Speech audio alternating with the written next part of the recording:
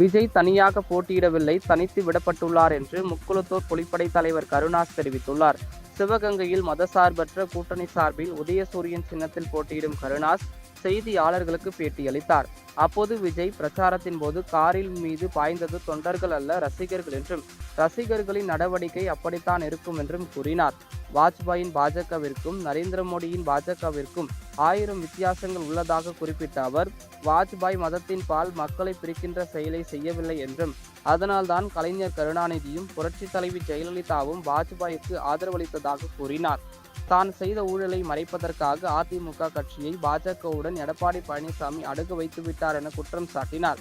எனவே இந்த தேர்தலில் எடப்பாடி பழனிசாமிக்கு அதிமுக தொண்டர்களை விடை கொடுப்பார்கள் என தெரிவித்தார்.